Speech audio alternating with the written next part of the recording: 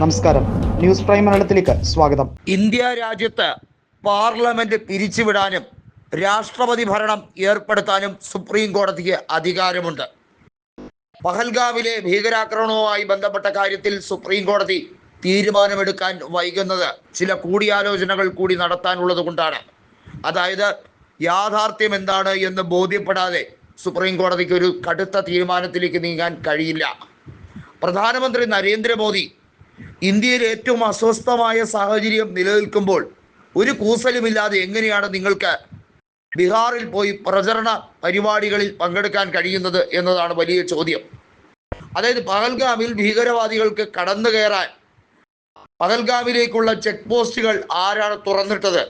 വഴിനീളെ കാവൽ നിന്നിരുന്ന സൈനികരെ അതീവ രഹസ്യമായി ആരെങ്കിലും പിൻവലിച്ചിട്ടുണ്ടോ?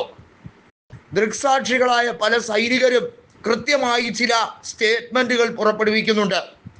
പുൽവാമയിൽ നടന്ന അതേ കുരുതി തന്നെയാണ് ഇപ്പോൾ പഹൽഗാമിലും നടന്നിരിക്കുന്നത് എന്ന് വളരെ വ്യക്തമല്ലേ എന്നുള്ളതാണ് അവർ പറയുന്നത്.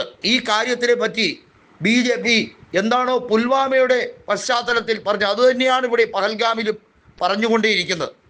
അതായത് മരിച്ചവരെല്ലാം ഹിന്ദുക്കളാണ് എന്ന് പറഞ്ഞ് തെറ്റിദ്ധാരണ പടർത്താനായിരുന്നു BJPയുടെ ശ്രമമെങ്കിൽ അതിൽ കൊല്ലപ്പെട്ട ആളുടെ മകൾ മലയാളി, അവർ തന്നെ പറഞ്ഞു കഴിഞ്ഞിരിക്കുന്നു തന്നെ സംരക്ഷിക്കാൻ ശ്രമിച്ച 2 മുസ്ലിം സഹോദരങ്ങളുടെ യഥാർത്ഥ രാജ്യസ്നേഹത്തിൻ്റെ കഥ, അവിടെ ഭീകരവാദികളുമായി ഏറ്റുമുട്ടി ജീവൻ ബലികഴിപ്പിച്ച ഒരു മുസ്ലിം ചെറുപ്പക്കാരൻ്റെ കഥ.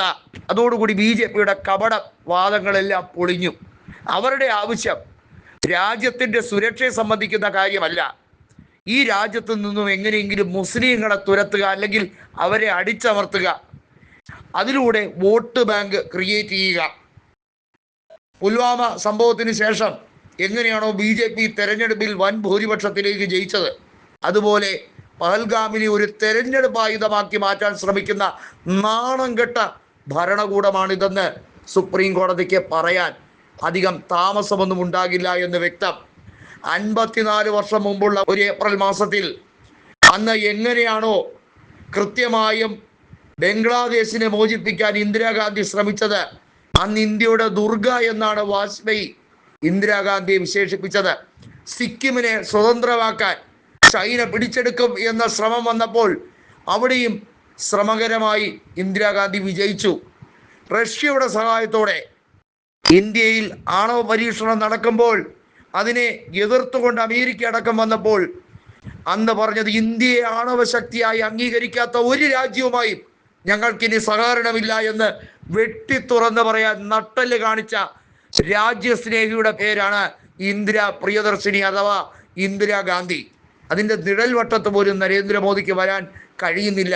കാരണം തെരഞ്ഞെടുപ്പിൽ വീണ്ടും വീണ്ടും ജയിച്ച് അധികാര കസേരയിൽ ഇരുന്നുകൊണ്ട് കേന്ദ്ര അന്വേഷണ ഏജൻസികളെ തങ്ങളുടെ രാഷ്ട്രീയ ശത്രുക്കളെ ഉന്മൂലനം ചെയ്യാൻ അയക്കുക, അതല്ലാതെ രാജ്യസുരക്ഷയെ സംബന്ധിക്കുന്ന കാര്യങ്ങളിലല്ല ശ്രദ്ധ എന്നത് വീണ്ടും വീണ്ടും മനസ്സിലാക്കുന്നു. അന്വേഷണ ഏജൻസികളെ എന്തുകൊണ്ട് കൃത്യസമയത്ത് വിടുന്നില്ല? ഒരു BSF ജവാൻ പാകിസ്ഥാന്റെ മിലിറ്ററി കസ്റ്റഡിയിലാകുമ്പോൾ എങ്ങനെ നിങ്ങൾക്ക് സ്വസ്ഥതയോടെ ബീഹാറിൽ ചെല്ലാൻ കഴിയുന്നു? വലിയ ചോദ്യങ്ങളാണ് പ്രതിപക്ഷം ചോദിക്കുന്നത്.